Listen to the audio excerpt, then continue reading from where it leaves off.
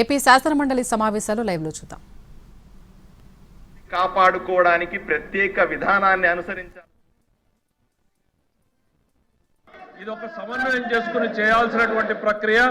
ఖచ్చితంగా ఎవరైతే ఈ బోగస్ ఇన్వాయిస్లు చేస్తా ఉన్నారో వాటి మీద టెక్నాలజీని ఉపయోగించి నిరంతర నిఘా పెట్టి ఎప్పటికప్పుడు వాళ్ళని గుర్తించి ఏరివేయడం జరుగుతోంది. ఎక్కడైనా వాళ్ళు ఉపయోగించారని తెలిస్తే రికవరీని కూడా వాళ్ళ మీద పెట్టడం జరుగుతూ ఉంది. సభ్యుల దగ్గర సమాచారం ఏదైనా ఉంటే దాన్ని కూడా షేర్ చేయొచ్చు. ఖచ్చితంగా ఐరన్ స్క్రాప్ కానీ ఏ విధమైనటువంటి బోగస్ ఇన్వాయిసింగ్ జరిగినా కూడా రాష్ట్ర ప్రభుత్వానికి ఖజానాకి గండిపడేటువంటి ఏ చర్యల్ని కూడా సహించేటువంటిది లేదు. ఖచ్చితంగా తీవ్రమైనటువంటి చట్ట ప్రకారమైన చర్యలు తీసుకుంటామనేటువంటిది సభకు హామీ ఇస్తున్నాం. అట్లనే సభ్యుడు రాజేంద్ర ప్రసాద్ గారు అడిగింది వారికి సమాధానం ప్రింటెడ్ ఆన్సర్ లో ఉంది. దయచేసి డీటెయిల్స్ చూడమని చెప్తున్నాను అధ్యక్ష. ఇంకా ఏదైనా డీటెయిల్స్ కావాల్స్తే కూడా వాళ్ళందరికీ షేర్ చేయడానికి రెడీగా ఉన్నాం అధ్యక్ష. క్వశ్చన్ నెంబర్ 1446 హోమ్ మినిస్టర్ గారు. అధ్యక్ష, మొదటి ప్రశ్నకి సమాధానం అవునండి.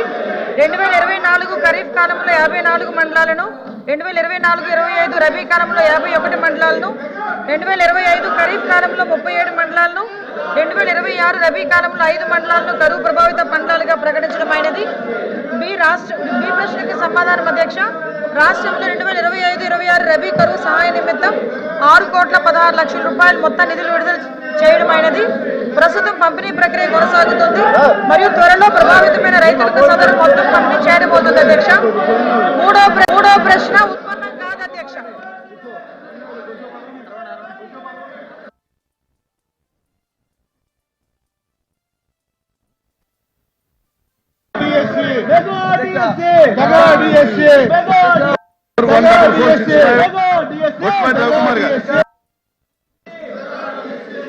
చైర్మన్ సాబ్, అవునండి. మొదటి ప్రశ్న సమాధానం అవునండి. ఇప్పటి వరకు ఆంధ్రప్రదేశ్లో 21 పంపు స్టోరేజ్ విద్యుత్ ప్రాజెక్టులు వివిధ అభివృద్ధి దశలో ఉన్నట్లు గుర్తించడమైంది. రెండో ప్రశ్న ఆమోదించిన మరియు నిర్మాణంలో ఉన్న పంపుడు స్టోరేజ్ ప్రాజెక్టుల వివరాలు అనుబంధం వల్ల ఉంచబడినవి. మూడో ప్రశ్న సమాధానం పంపుడు స్టోరేజ్ ప్రాజెక్టులు సోలార్ మరియు విండ్ శక్తిని ఉపయోగించి పీక్ డిమాండ్ని విద్యుత్తుని సరఫరా చేయడం ద్వారా పునరుత్పాదక శక్తి అనుబంధాన్ని గణనీయంగా మెరుగుపరుస్తాయి. తద్వారా స్వచ్ఛమైన మరియు బలోపేతమైన విద్యుత్ వ్యవస్థగా మార్చడానికి ఇది తోడ్పడతాయి.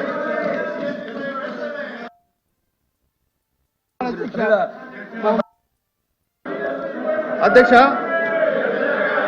రాష్ట్రంలో కొత్తగా పంప్ స్టోరేజ్ ప్లాంట్కు సంబంధించి ఇందాక 21 ప్లాంట్లు ఉన్నట్లు మంత్రి గారు చెప్పారు అధ్యక్ష. మరి 21 ప్లాట్లకు సంబంధించిన ప్రతిపాదన ఏదైతే ఉందో దాని యొక్క సదరు ప్రాజెక్టు నుండి లభించినటువంటి ప్రయోజనాల గురించి మీ ద్వారా మంత్రి గారిని అడుగుతున్నాను అధ్యక్ష.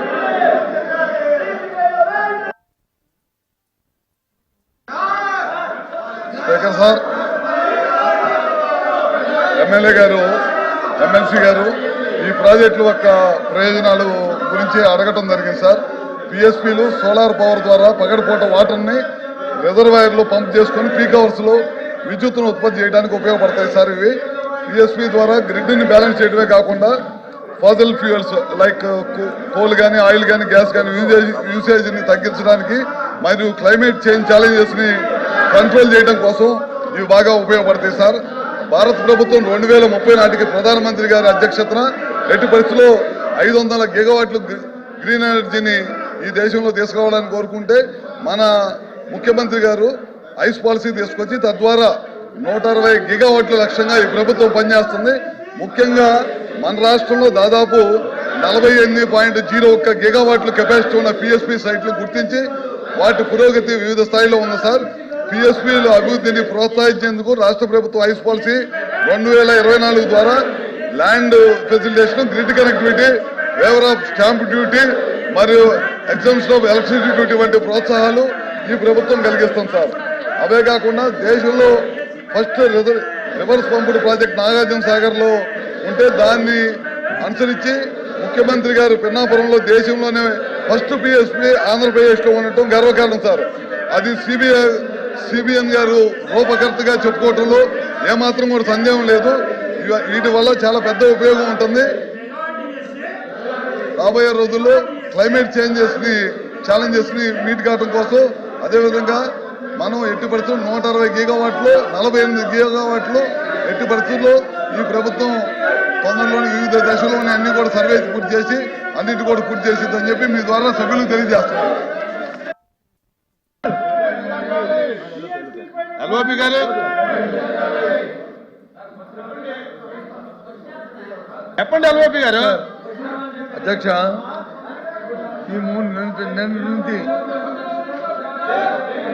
నిన్నటి నుంచి ఒకే అంశం మీద డిఎస్సి మీద జరిగిన అవకతవకల మీద చర్చించాలి, సభలో చర్చించాలి, దాన్ని ఎంక్వైరీ జరగాలని చెప్పి నేను డిమాండ్ చేస్తున్నాం. ఇవాళ ప్రధాన పత్రికల్లో శాసనసభలో మాట్లాడారు అది మరి ఇక్కడ మాట్లాడడానికి ఎందుకు ఎందుకు ఆడుతున్నారో మాకు అర్థం అవట్లేదు. ఎందుకంటే వెనకెందుకు వేస్తారో మాకు అర్థం అవట్లేదు. వాస్తవ విషయాలు అక్కడ చెప్పిన ఇక్కడ చెప్పొచ్చు కదా, ఇది చెప్పొచ్చు కదా. దీని తర్వాత చేస్తామని చెప్పి విద్యామంత్రి గారు ఉన్నారు కదా, విద్యామంత్రి గారు చెప్పానండి. అక్కడ చెప్పిన ప్రకటనలు ఎక్కడైనా సరే, బయటైనా ఇంటైనా ఎక్కడైనా మాట్లాడతామని చెప్పారు కదా, చెప్పండి ఆ మాట ఎక్కడ. నేను అడుగుతున్నాను కదా, మా ప్రశ్న సమాధానం చెప్పండి. అందుకు మెగా డిఎస్సీ మీద డిస్కషన్కి మీ సమయం కేటాయించాలి.